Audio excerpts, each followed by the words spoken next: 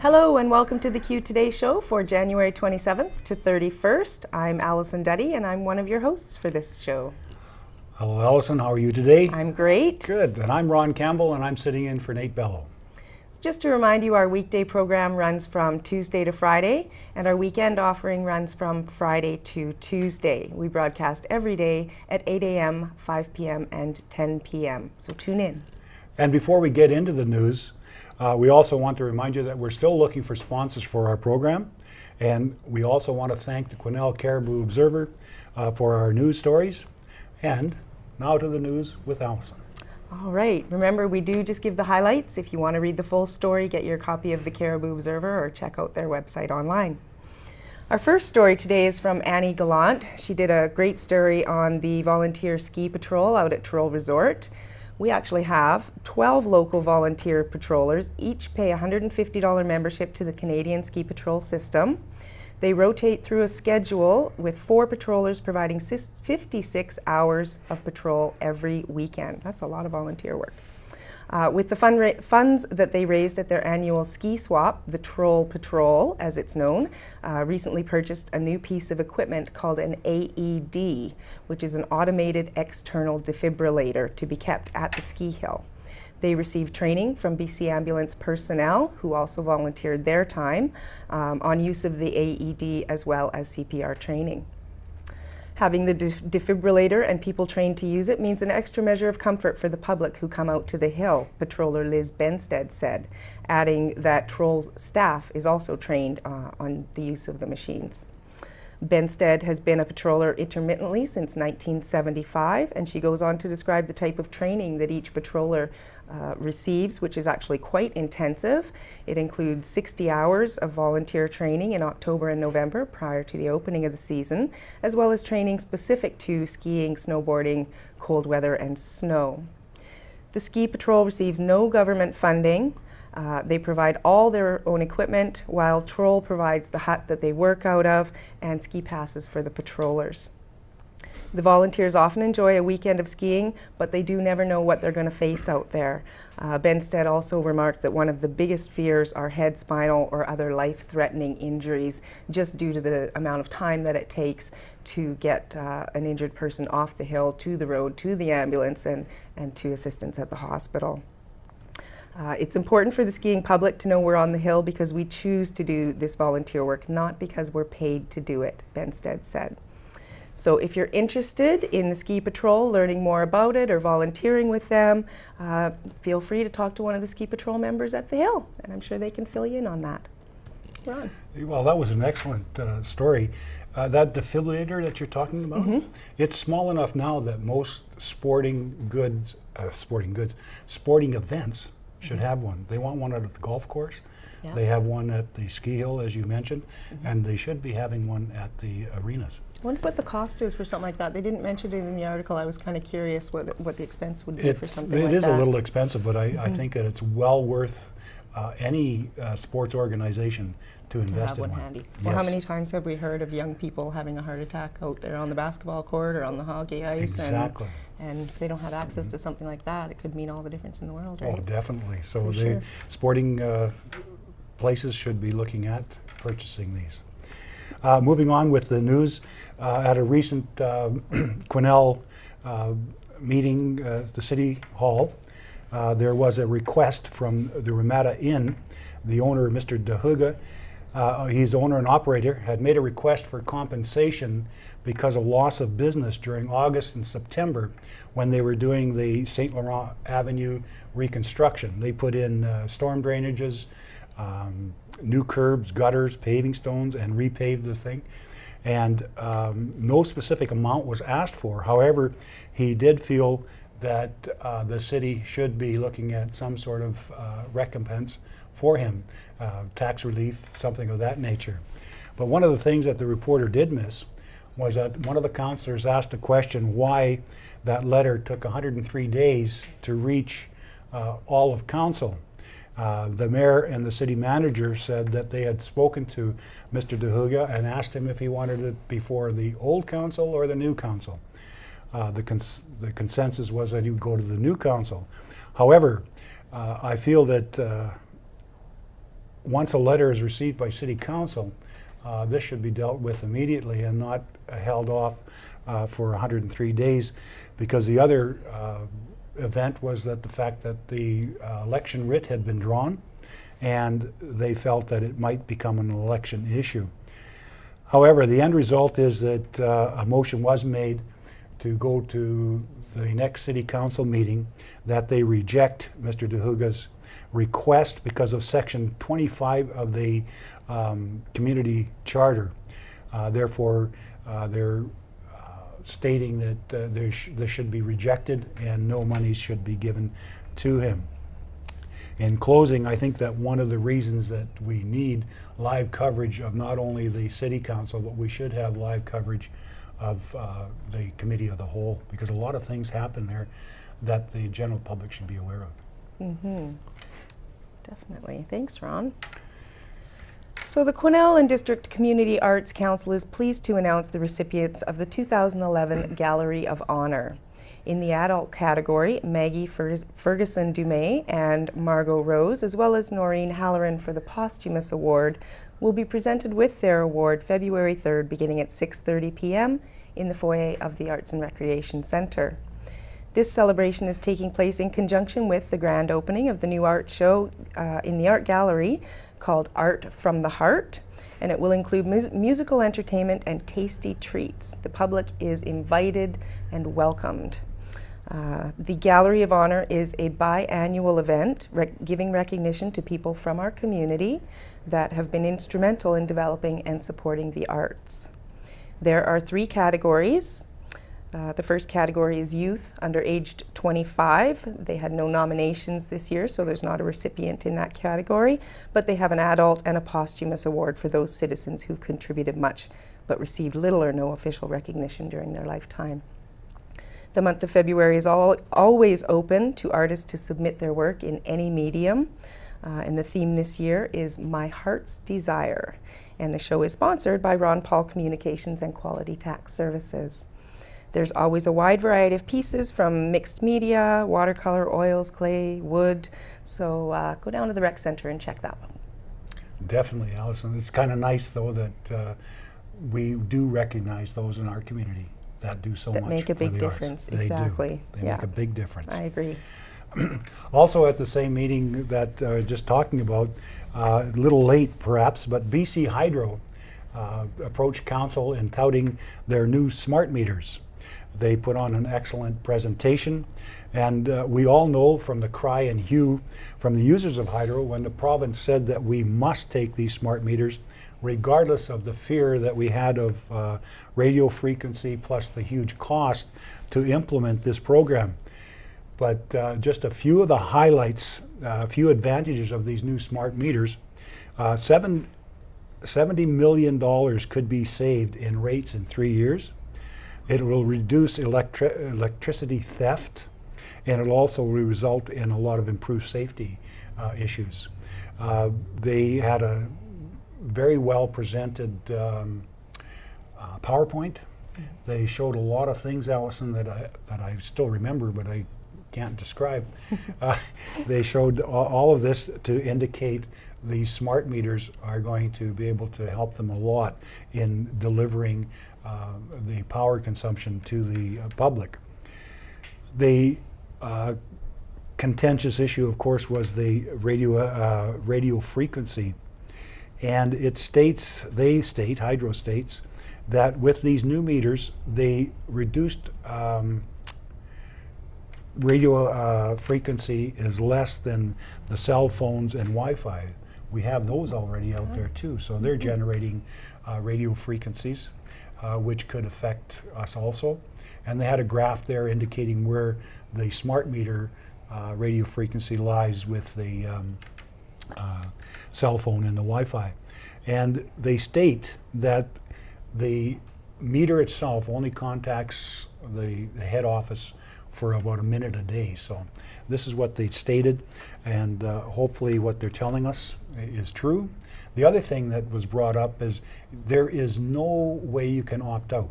What will happen is if you don't want the smart meter, they will put you on a waiting list. So you go on a waiting list, and then they'll come to your door and they'll sell you on getting a new meter. We have ours already, and I think that there's a good percentage of the homes in Quesnel that already have their smart meter. Yeah, I'm out in Bushy Lake, and they have already been out to do mine too. So Oh, they would've must been. be making the rounds. Yeah. So much for the confusion. There is a lot of communities out there that have signed off on not wanting these smart meters. Quesnel, though, is not one of them at the present time.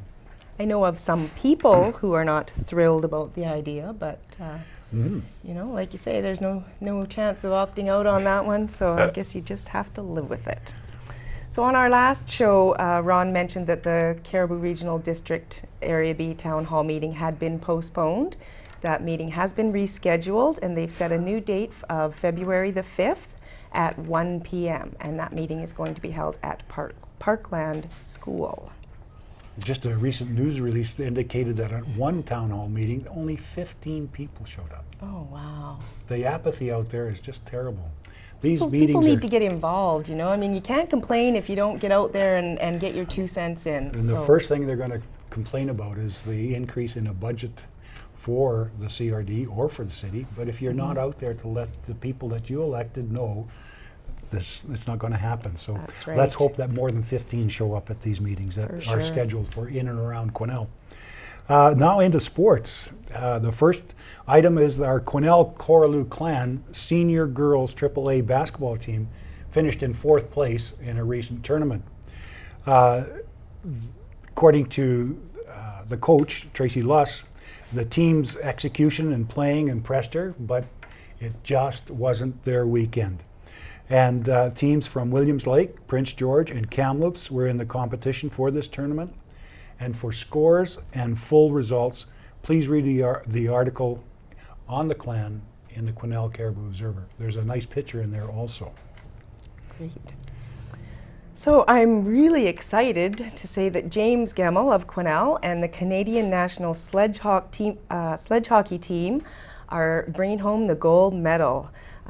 They won over Norway 5-1 at the Four Nations Cup in Nagano, Japan. Before heading to Japan, Gemmell had said, "Norway is going to be our biggest competition," and I'm sure it was pretty sweet to take the win and the gold medal from the team that beat them in the gold medal match at last year's Four Nations Cup. So that was probably a little bit of sweet revenge. Team Canada beat the Norwegians handily in Japan, winning 7-0 in their round robin matchup, and then taking the gold medal game, like I said, 5-1. They have a pretty busy schedule coming up, first traveling to Buffalo, New York in late February for a 3-game series against Team USA, and then they're off to Hammer, Norway for the IPC Sledge Hockey World Championships, which is in April. So congratulations to our local boy James Gemmell and the rest of the Canadian National Sledge Hockey team, and of course best of luck in those upcoming events.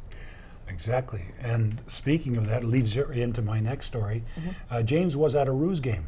Oh, was he? And it was excellent to see how he handles that sled and the stick that they use for hockey. I Just find unreal. that sport absolutely amazing. I've had the opportunity to go out and try it, which I declined just because it's so hard on the upper body and the shoulders. And I've been pushing this chair around for so long, it's starting to take a toll on the shoulders. So I did decline, but it takes a lot of strength to be able to get out there and move those things around like he they do. moves that thing just wonderfully. It's Awesome. really well That's done. great. I'm so happy for them. So, and talking about hockey, of course, for all you hockey fans that haven't had enough yet, guess what? Our Roos are here on the 4th of February in their quest for the Koi Cup. The Roos finished 4th in the league with a 10-9-2 record. I'm sorry, that's a 10-6-2 record. And they faced the Lacklahash Tomahawks, who finished 5th with an 8-9-1 record. So get out and support our Roos. Make sure that they can advance to the Koi Cup, which will be held in Kitimat, home of the Ice Demons. The tournament runs from March 13th to the 17th. Check the Cariboo Observer for full coverage of the CIHL playoff schedule. Kitimat is my old stamping ground. I was there for 6 years as government agent, and no, I didn't play for the Ice Demons. I like the name, Ice Demons. Sounds like meanies out there. I wonder if they hit like demons. I don't know. I haven't had a chance to watch them play, so Well, it should be hopefully interesting. we can. Yeah, for sure. So recently, members of the Wave Riders Swim Club had a very good showing at a swim meet in Williams Lake. Coach of the Wave Riders, Jarrett Brink, said it was outstanding. Everyone did well, including a lot of personal bests. Outstanding performance of the weekend for the Wave Riders went to 11-year-old Garnet Curry. In addition to shaving seconds off his times in several events, Curry put in a AAA time in the 60-lap 1,500-meter freestyle event, a feat that qualified him for the AAA championships in Surrey in March. I'd like to see somebody do 1,500 miles. 12-year-old Jana Kovacs qualified also for the provincial AA championships as she shaved more than 1 minute off her previous best time to earn a first place finish in the 800-meter freestyle and the silver aggregate overall. Joining Kovacs at the AA championships in Chilliwack will be Olivia Therrien, 14, also earned a first place finish in the 800-meter freestyle event and shaved 15 seconds off her previous best time. 9-year-old Emery Watson also had a great weekend, improving her times in 4 of the 5 events that she competed in. And other swimmers that represented the Wave Riders at this swim meet in Williams Lake included Lindsay Albers, Bradley and Billy Swires, Lauren Delwish, Darbin Deegan and Riley O'Hara, Lucas Togood, and Carter Barbosa. They all earned personal best times, Brink said, adding, everyone walked away smiling. And as well they should. Sounds like it was a very impressive meet for them. Yeah. And going from liquid water to frozen water, we'll go back to ice. That's right. Still with hockey, it was a near perfect weekend for the Quesnel Thunder rep hockey teams as they hosted Prince George and Williams Lake. Coach Peter Andrews said that the boys played very well and they were very consistent in their play. For the scores and who did what, please read the sports article by Percy Herbert in the Quesnel Observer. You were talking about swimming, and I'm going to go on and see it's really neat to read and to watch all these different youngsters that are going out for different sports, swimming, hockey, and it's something that we did in my time was go out and play sports. That was before iPads and computers and video games. And video games. But there are some unsung heroes out there, and one of them is the parents of these children. They go out there to support them. They're up at 5 o'clock in the morning sometimes. They're on the road taking them to tournaments, and they deserve a lot of recognition. And not only that, the coaches who take these youngsters and take them to different tournaments, they coach them, they devote their time and energy to practice and to games, and they're just all around support for these young kids. And I think that we should take our hats off to these people out there that volunteer their time to look after these young people that are interested in sports. I think it's a wonderful thing. And not to mention the expense, you know, of doing all of that. It's not cheap to have your kids in sports and going off on trips, you know, for tournaments and things like that. It definitely adds up. It does. So. And to have people go out there to support it, these things wouldn't take place if they didn't volunteer their time. So true, yeah. So I recently had the opportunity to sit down with Susan McNeil. She is also one of our correspondents here on Q Today. And we had a little discussion about disabled parking permits and parking spots. There was an article in this week's Observer about that, and we had a little chit-chat on some of the do's and don'ts when it comes to disabled parking and the permits. So let's take a look at what Susan had to say. Susan. Well, thanks for having me, Allison. And yes, I do wear many hats, and today I'm wearing my senior's hat with our office. And we want to talk about the disability parking permit. We administer this parking permit. It is done provincially through the SPARK program. And although we have been doing this for a good number of years, there's still lots of you folks out there that don't realize that we administer this program right here in Quesnel.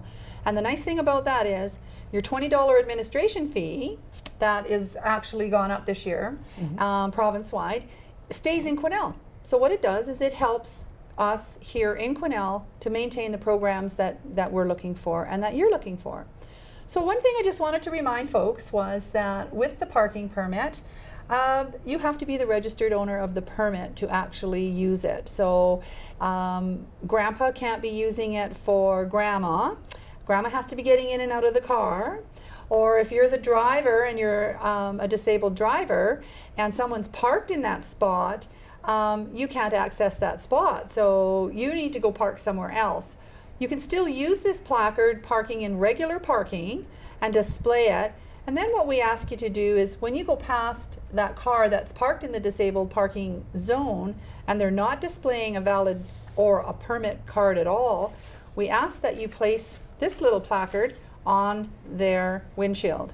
This is just a nice gentle reminder that these parking spaces are designated spots just for people that own these placards.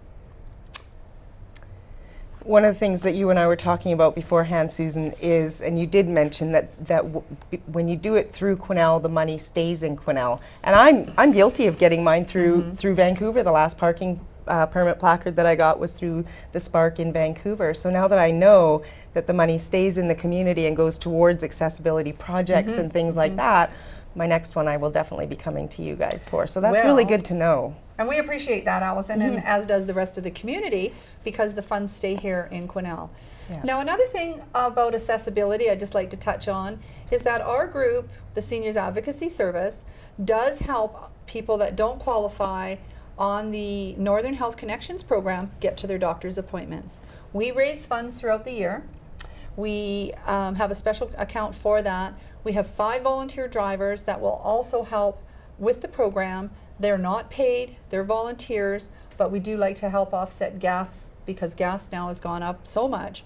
So if you don't qualify for the Northern Health Connections medical program and you do need to get to a doctor's appointment, we would like you to give us a call at 992-9330. If no one's there, please leave a message and we'll get back to you as quickly as we can. We really need about a 2-week notice of a medical appointment, but if we can assist you in any way, we really want to be there for you. That is great to know. I had no idea that that was even available. So that's another reason why shopping to get your disabled parking permit here is important. That $20 you pay as an administration fee, part of that fee goes to helping transport people to and from medical appointments. So that is really huge. Yeah. Great. So I What just else want have to you touch got? base here. This is the new permit. We're putting out the new permit this year. The cost of the administration fee, of course, went up to $20 this year. They haven't had a raise in cost for a long time.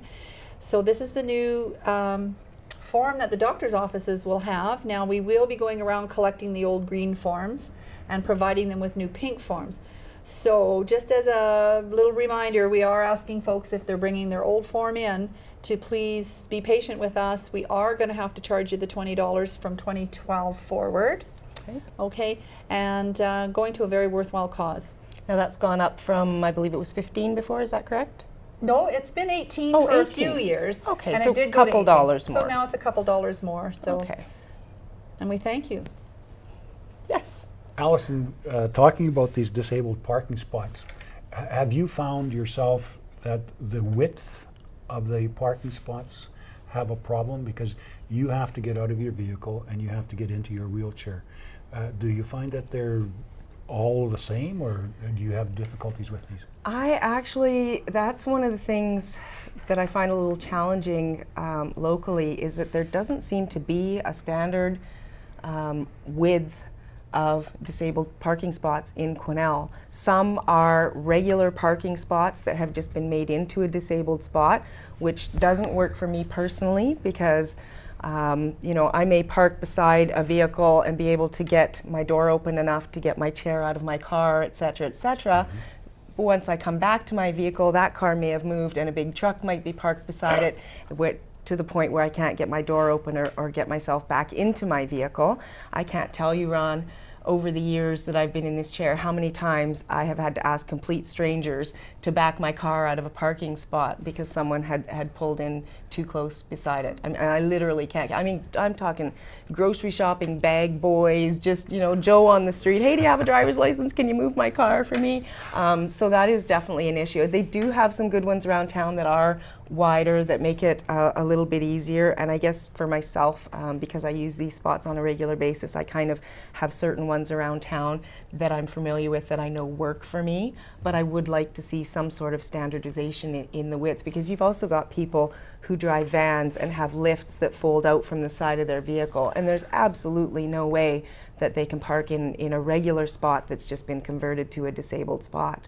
So it's a little bit challenging at times, you know, some of this disabled parking stuff. That's Definitely. Do you feel that there should be a little more enforcement on the parking spots and on how they're parked? I do, yes I do. And one of the other things too, I would say, is better signage. I find with a lot of the disabled parking spots that we have, some of them are so wide that it actually allows an able-bodied person to park beside the disabled spot, and again sort of block that person in, or perhaps they cover the curb cut, and then again I'm stuck going behind vehicles into traffic to get to an intersection to get up onto the sidewalk. So it's I think one of interesting. the things that we should be doing is taking the Q camera out with you one of these days and go to a couple of spots I and would just love see to do what that. you've gone through. Yeah, I would love to do that. I actually had a little chit chat with a lady the other day who had done that. She had parked beside a disabled parking spot and covered the ramp. And, you know, I just politely, because I don't like to go out pointing fingers at people or anything, but I did politely let her know that her vehicle was covering the ramp, and the person that was parked in the disabled spot was now going to have to go out into traffic. You know, can be somewhat of a dangerous situation, especially when roads are slippery and things like that. So good signage would really help, you know, to have a big no parking sign right beside the disabled parking spots. Spot yourself. Yeah, and enforcement would be Yeah, and even better. I think we Yeah. should take a look at doing a more in-depth coverage on that. I agree with you. We will do something And you can on be that our one of these star, days. okay? I would love to be. Thanks. I have lots of experience. So.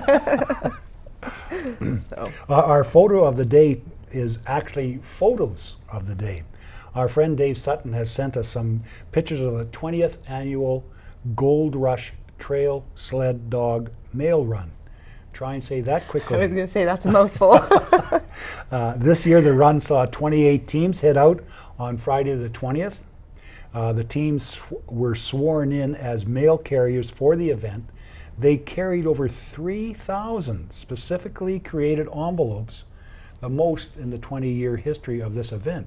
Mushers came from Ontario, Saskatchewan, Oregon, Washington, and of course British Columbia. We want to thank Dave for those great pictures. They were excellent.